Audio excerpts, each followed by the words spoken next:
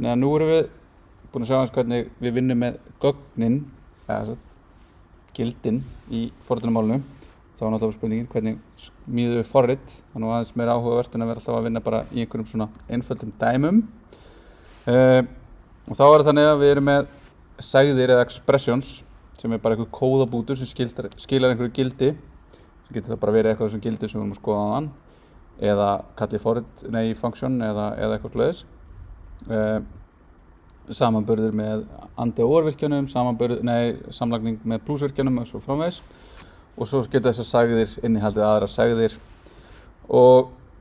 síðan höfum við skipanir sem eru samansöfn af þessum sagðum og svo erum við forrit sem eru samansöfn af þessum skipunum. Og það er að segja að þá er í raun einfaldasta skipunin og sagðin og forritið er sagð sem er með semikomu. Og þá kemur inn semikoman, en þetta er í raun bara minnsta forritið sem við getum smíðað, sem bara skilur okkur einum og er bara einn. Að semikoman er eins og í Java og í C er statement terminator, þar sem hún segir hér endar ákveðið statement, þannig að við erum ákveðið skipun, þetta statement, og næsta sem byrjar ef eitthvað er á eftir. En í JavaScript, svona til hægðarauka, þá er ekki krafa það að setja inn þessi semikomu. Heldur er í raun algoritmi sem heitir Automatic Semicolon Insertion, sem sér að setja inn semikomuna ef henni er sleppt. Það er bara gott að blessað. Margir sem í raun forrita í JavaScript án þess að nota semikomu, en það eru nokkur atriði sem að geta valdið vandræðum þarna og þess vegna ætlum við að setja inn semikomu svona meðan við erum að byrja að læra JavaScript. En eftir að þið eru búin með það, þá bara myndið ykkur eigin skoðun á því hvað þið gerið. Og það sem við getum gert er að skrifa return og svo í nýrri línu einhver statement eða einhver sagð. En ef við skilgreinum þetta svona, þá munum við fá þetta túlkað sem return og þar með endar það statement og síðan bara eitthvað statement a plus b, bara sem stendur eitt og sér. Sem er alls ekki það sem við viljum, af því við viljum náttúrulega vera að skila þessu. En svo getum við líka lent í því þegar við erum að reyna með einhverja flóknari útreikninga og erum að nota svig og eitthvað svona, að við viljum skipta þeim upp í línur eða við viljum gera eitthvað svona og hafa síðan einhverja skipun fyrir neðan sem er bara óháð línunni fyrir ofan. Þannig að þetta verður til eitthvað svona ambiguity í því hvernig á að túlka þetta og þetta verður túlka sem þetta, að þetta sé allt sama statementið og semikoma sett eftir á, en ekki hugsanlega hér og önnur hér eins og við myndum kannski vilja. Þannig að það verður til svona óvissa ef við notum ekki semikomuna. Þannig að við ætlum að nota hana og hana setjum við á eftir öllum skipunum sem við skrifum, en allt í lagi ef við sleppum því, af því að þá kemur bara JavaScript setur hann inn fyrir okkur í staðinn. Síðan þegar við skilgreinum breytur, þá höfum við 3 lykilorð til þess að segja að við séum að fara að búa til statement sem er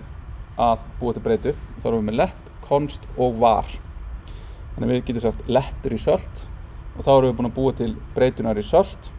og hún verður þá í raun bara til, en gildi hennar er í raun undefined. Það sem er inn í henni er undefined og hún hefur ekkert. Síðan er var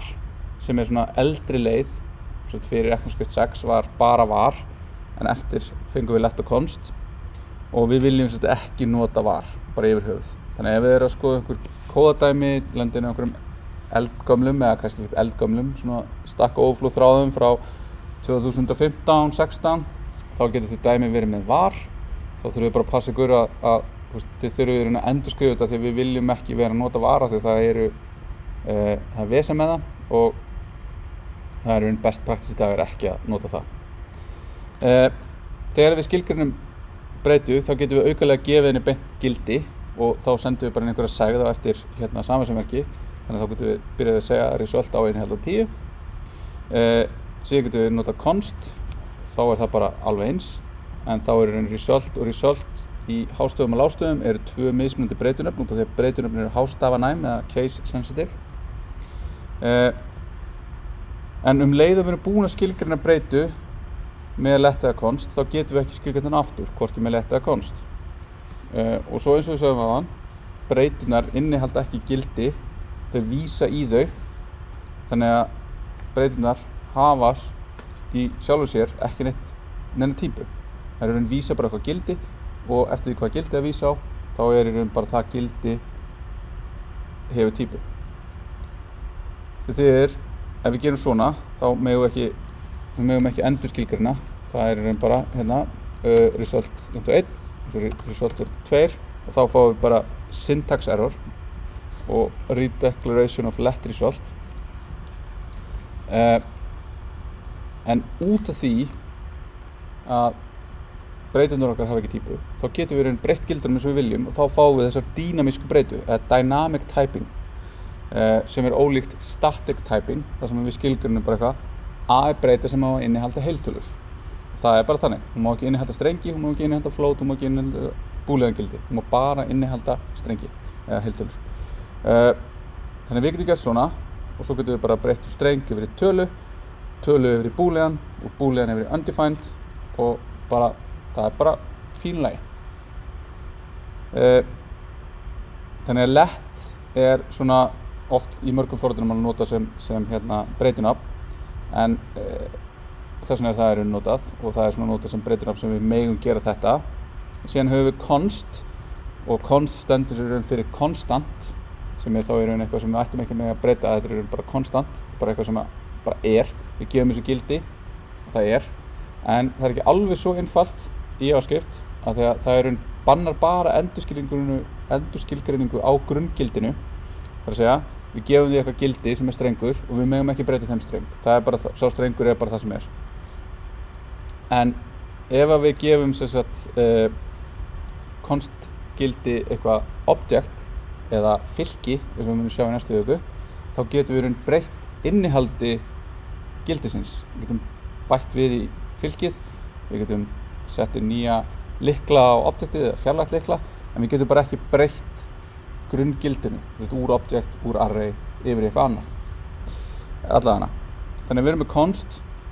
og við skilgreinum það sem eitthvað, 1, við reynum að breyta það yfir í 2, það er að segja án þess að breyta const fyrir framan eins og við erum með letti fyrir framan og þá fáum við type error.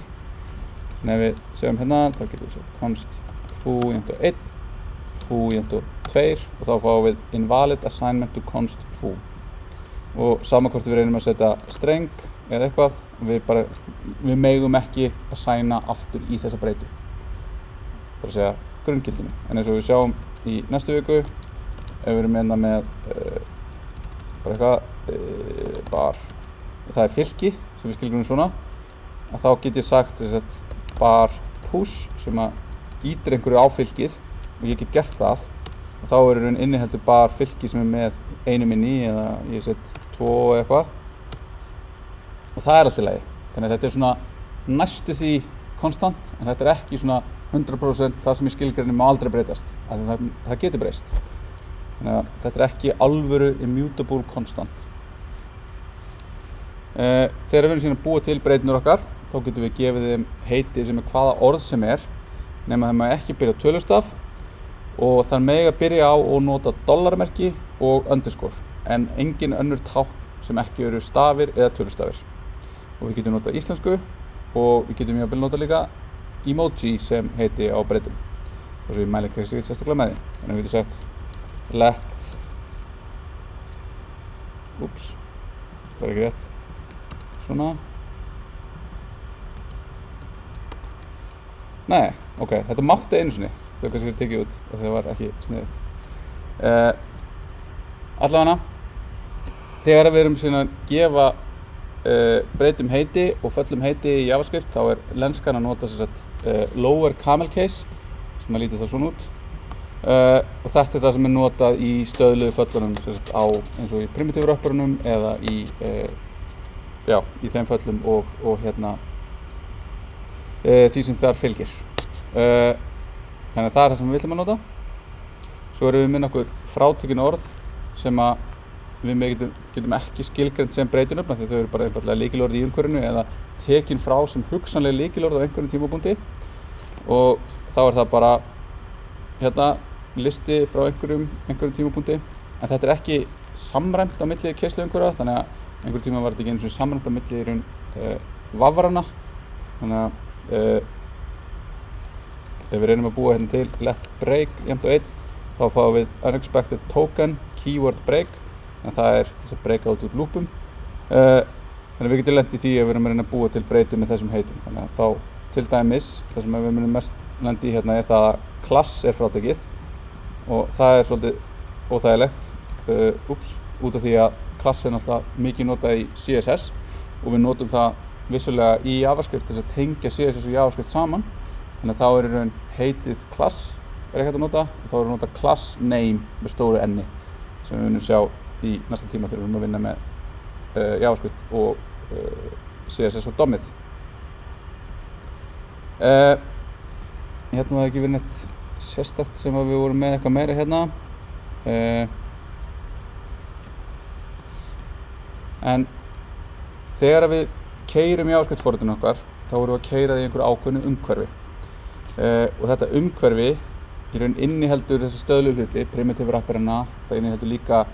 sum föll sem eru á primitive wrapperinum eins og number parsint er líka til sem bara parsint, bara fall sem bara er þarna út því að þannig var það í upprunalega. Og það getur við náð í ýmsa hluti. Til dæmis þegar við fyrir að vinna með vafran í JavaScript, þá þegar við keyrum JavaScript í vafra þá höfum við í raun aðgang að DOM-inu, þessu document object modeli, og við höfum aðgang að bara vafra glugganum sem er þá window og document. Window er glugginn sjálfur, document er skjalið sem við erum að vinna með. En síðan ef við til dæmis keyrum í Node.js þá erum við ekki að keyra í vafra, þannig að við höfum ekki window og við höfum ekki document, en við höfum eitthvað sem kallast process sem er í raun keyslu umhverfi sem við erum að keyra í sem forrit. Þannig að það er til dæmis hefur aðgang, leyfir okkur að snerta á fælsysteminu, það leyfir okkur að opna sockets eitthvað út og búa til vefþjóna og svoleiðis sem við getum ekki gert í vafra. Þannig að þó svo að þetta séu sama forritunarmálið þá keyra þau í mismunandi umhverfum og hafa aðgang að mismunandi virkni. Og í vafranum þá til dæmis höfum við ákveðin föll sem að við getum notað og ætlum að nota í fyrsta verkefninu, þannig að við þurfum ekki að læra bæði á forritunarmálið og DOM-ið í einu, heldur gerum við eitt skrif í einu. Og þá getum við notað alert og confirm sem eru í raun leiðir til þess að birta bara einhverjar upplýsingar eða biðja einhver input, og confirm er þá í raun true eða false, viltu hafna þessu eða samþykkja þetta, og svo höfum við prompt sem að býður notandanum upp á að skrifa eitthvað inn og skilur annarkvort því sem að skrifa var inn eða null ef notandinn ýtir á cancel. Og þetta ættum við eiginlega aldrei að nota og þetta er svona uppáþrengjandi leiðir og leiðir bara til þess að redda sér stundum, en notum þetta samt í fyrsta JavaScript-verkefninu. Og svo er þetta svona einn af hlutunum sem að Chrome teymið er að reyna að fjarlægja af vefnum, bara svona gerði það í átgáfu Chrome sem ég sagði eitthvað frá í byrjun, tók þetta bara út,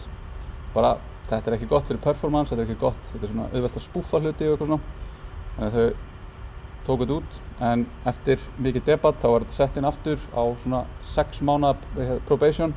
þannig að eftir núna einhvern tímann í janúar eða febrúar kemur þetta aftur upp á að fjarlægja alert, prompt og confirm bara úr JavaScript yfir höfuð, það er bara farið.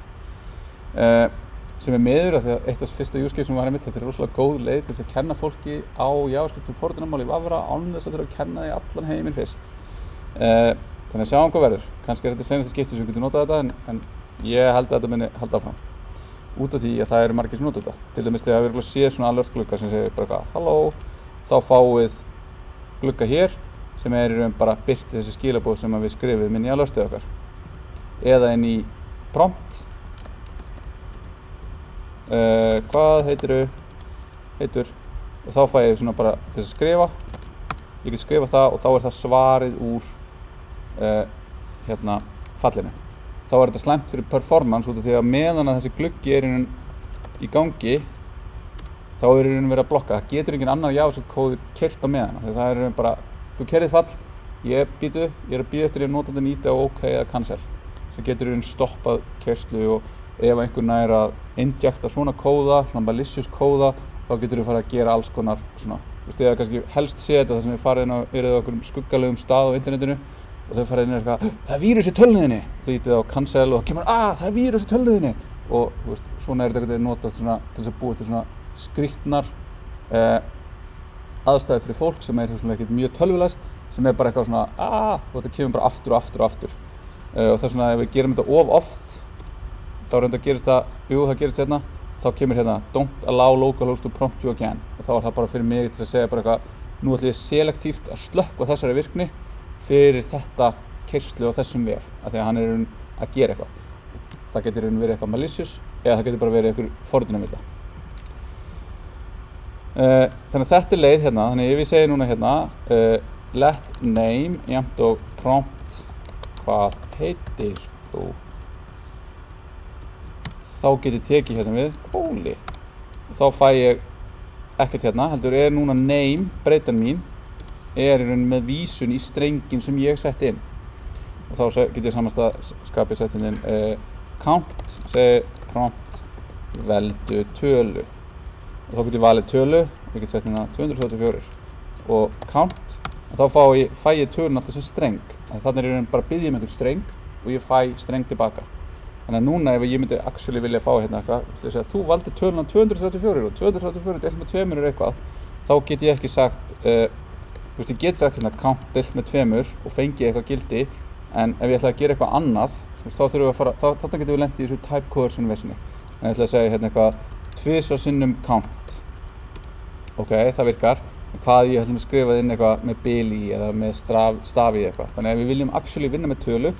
þá getum við tekið þessa breytu og við getum sagt number parse int á name eða nei, fyrir ekki count þá getum við sett það í nýtt gildi sem er þá hugsalega bara eitthvað let parsed eða eitthvað þá getum við gert svona og þá fáum við parsed og þá er það tala þannig núna ef ég spyr hérna type of count það er string en type of parsed er number þannig að núna get ég gert nú veit ég að þetta er tala ég er búinn að ná í tölun út úr þessu og sama ef ég hefði sendt inn hérna parse int nei, ég ætla ekki að gefa þér tölu þá fáum við nan og þá getum við segja ok, number is nan og þá getum við segja þú gafst upp ógilt gildi bye bye eða eitthvað og þá getum við stoppað forritið áður en við fyrir að halda áfram á einhverju sem er ekki í raun rétt gildi af því að þegar við erum að forrita og þá er þetta svona einn af hinnum gullnu þumalputtareglum við getum ímyndað eitthvað svona gullin þumal og það er að muna þetta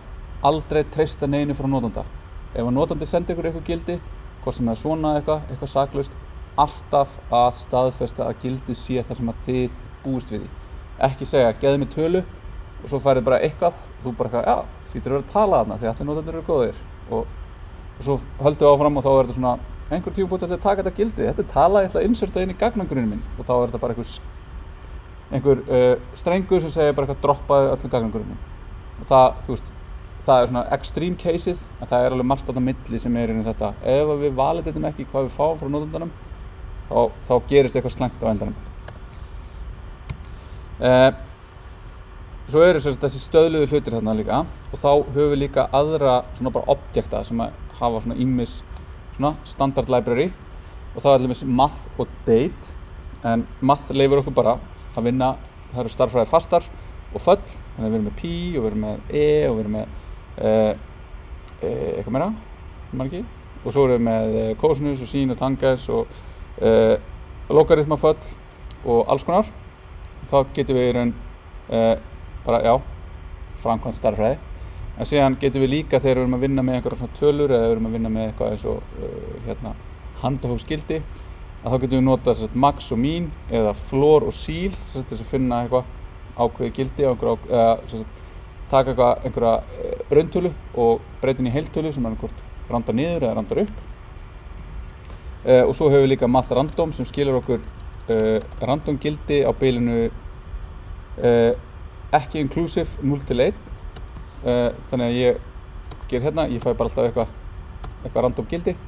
og svo ef við margföldum þetta, flórum það og leggjum við það eitthvað ákveðið þá getum við fengið handahófskennt gildi á einhverju ákveðnu bili. Þannig að til í verkefni 7 þá ætlum við að vera að vinna með og ég gefa ykkur kóða sem að lætur ykkur fá handahófsgildi sem á inklúsífa bilinu 1-3 og þar munum við nota math random og math floor. Svo erum við með date, eins og ég sagði ykkur áðan, þá hann ekkert svakalega góður og það verður mikil bót að fá temporal API-in þegar það kemur vonandi á næsta eða þar næsta ári, svona í almenna notkun. En date það sem við höfum núna til að vinna með dagsendingar og í grunninn þá byggir þetta á Unix time sem eru millisekundur síðan 1. janúar árið 1970 á UTC, Universal Time Universal Coordinated Time allavega sem bara sama á GMT, sama time sem við erum á. Þess vegna er gott að við erum á GMT með ekkert rót á tímabeltum. Þannig að þetta er bara verið að telja millisekundur síðan þá og við getum sem sagt skilgreint þetta með ári, mánuði, degi og svo bara klukkustund niður á sekundur eða niður á millisekundur og við fáum í raun þá bara fjölda millisekundar síðan sú dagsending átti sér stað. Þetta er annars skemmtilega buggur, er að mánuðir eru byrja á 0, þannig að þú segir ég ætla að fá dagsendinguna fyrsta, þá er það 1-0 og upp í 11, því af hverju ekki. Þannig að við getum búið til dagsendinguna núna með því að gera bara new date og þá fáum við bara fjölda millisekundar frá epoch síðan þannig að A er þá núna bara þetta og það er í raun birt hérna sem í raun lesanlegu strengur á GMT hérna, þannig að við erum á GMT. Svo getum við búið til aðra dagsendingu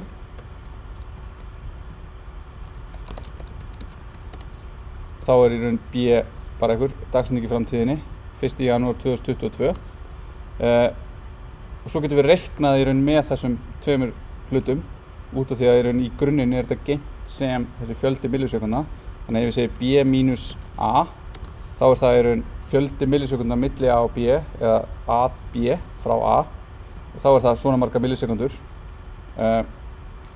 og svo getum við í raun átt við getum sagt hérna A set year árið 2000 og þá er í raun A orðið hérna 8. október árið 2000 eða A set month og þá getum við sagt 0 og þá er þetta allt einu orðið 1. janúar eða A set month 12 og það er í raun óskilgreint, þá er í raun það er bara ennþá jan út af því að 11 er desember. Svo var ég með eitthvað aðeins meira hérna, þannig að við getum síðan tekið hérna og við getum fengið þess að daga þanga til ef við tökum sem sagt new date mínus B mínus new date þannig að þetta er í raun millisekundur þanga til 1. janúar 2022 og þá getum við sagt hversu margir dagar eru það. Þá tökum við í raun bara þetta svona gróflega séð deilum ég það með 1000 til að fá sekundur, deilum ég það 60 til að fá mínútur, deilum ég það 60 til að fá klukkutíma, deilum ég 24 til að fá daga og þá er það í raun cirka about 74 dagar þá kemur nýtt ár. Þetta er allt svona mjög svona og lélegt leið til þess að vinna með dagsendingar að vinna með dagsendingar er flókið og erfitt og sérstaklega þegar við bætum inn í þessar time zones eða hérna daylight saving time þannig að það er þetta sem að temporal munurinn bæta og oft á tíðum núna þegar maður er að vinna með dagsendingar eiginlega bara í öllum tilfellum þegar við erum að vinna með dagsendingar í JavaScript þá sækjum við eitthvað annað svona library, eitthvað sem við sækjum utanaðkomandi og það er til eitt sem heitir hérna datefns sem er bara svona mjög einfalt, bara svona föll sem leyfir okkur að taka og parsa strengi yfir dagsendingar og vinna með dagsendingar og fjarlæga daga og mánuði og vikur og eitthvað svona og vonandi verður það bara ekki lengur þarft þetta er helsti svona akkilesarhæll í JavaScript hvað er erfitt að vinna með dagsendingar. Ok, en aðeins að því síðan að smíða og vinna með flæði og að ítra með gögn í JavaScript og þá er þetta klassíska og líkist bara mjög mikið því sem við erum með í Java. Þá getum við ídrað með lykkjum og þá getum við notað eins og við saman lykilorðið break til þess að brjótast út úr eða hætta í lykkju eða continue til þess að hætta að evaluate það sem er í gangi inn í lykkjunni og halda áfram í næstu. Við erum með if, fannst þess að mér hafa eitthvað. Nei. Þannig að við erum með if sem bara tekur inn einhver ákveðna sagð og ef að sú sagð er truthy þá gerum við það sem er inn í blokkin sem er skilgreint með, annars erum við með else sem er þá framkvæmt eða við erum með else if sem að gerir þá í raun annan svona punkt þar sem við erum að athuga hvort eitthvað gildi sé truthy eða falsy og við erum með curly brackets til þess að skilgreina hvað gerist þarna fyrir innan og ef að við skilgreinum þau ekki þá getum við haft svona eitt if gildi svona án. Við gætum sleppt curly bracketunum hérna öllum en upp á það bara að vera með sem minnst svona óvissu í forritunum okkar þá er það góð regla að skilgreina alltaf curly bracketin hérna. En hérna erum við bara að athuga er a stærra en 5? Nei. Er a stærra en 1? Já. Og annars 1 eða minni. Þannig að við fáum það stærra en 1. Svo erum við while og do while lykkjur. Þannig að við leyfum að endurtaka eitthvað kóða á meðan einhver sagði sönn og do while er öfugt. Hún keyrir kóða einu sinni og síðan athugar hún. Þannig að við getum sagt á meðan að i er minni en 5 og við ætlum alltaf að stækka i í hverju ítrun þá ætlum við að logga út eitthvað þá fáum við 2, 3, 4, 5 af því að við byrjum að því að hérna gerum þetta hérna í athuguninni sagðin er keyrð og svo er gildið athugað kom út úr því true eða false þannig að við stækkum i og fáum þá i hérna í lokin en do while byrjar þá á þessu þannig að þá fáum við hérna 1, 2, 3, 4, 5 Svo erum við með þessar for-lykkjur sem eru þetta almenna form, setjubyrnugildi, athugagildi og uppfaragildi. Þannig að við erum með eitthvað svona. Það er svona, við höfum betri leiðir til þess að ídra í gegn og við munum sjá aðeins hvernig þetta er, en við höfum samt ennþá þessar for-lykkjur þarna ef við þurfum til þeirra að grípa. Svo getum við notað break til að hætta og þegar við notum þessa plus plus og mínus mínus virkja á breyturnar þá erum við bara að hækka eða lækka 1 í því sem að breytan vísar á sem ætti þá alltaf að vera að tala og við getum gert þetta líka fyrir aðra virkja þannig að þetta hérna er sambarlegt við það að gera a++ og það sama að segja a jafnt og a+1 og sem getum við gert með deilingu eða plus eða mínus eða þessum virkjum sem eru til staðar. Þannig þá er hérna svona bara einhver for-lykkja sem athugar er þetta hérna oddatala og svo þá ætlum við ekki að gera neitt er þetta yfir 5 þá ætlum við að breyka og þá hættum við að lúpa annars loggum við út gildið þannig að við fáum hérna 0, 2, 4 og svo einhvern streng sem er loggaður út. Síðan ef við erum með kóða sem notar mikið að if, else þá getum við notað switch og þá er switch í raun bara svona almennt form á því að athuga hvað eitthvað gildi er. Þá getum við verið með, við getum switchað á number eða string yfirleitt þá erum við að athuga hvað er hérna þá segjum við fyrir breytuna þá skoðum við hvert er caseið það er 2, þá loggum við 2 annars höfum við þetta default case sem að í raun skilur okkur bara ef ekkert af caseunum á undan eru mötsuð. En hérna fáum við a jafnt og 2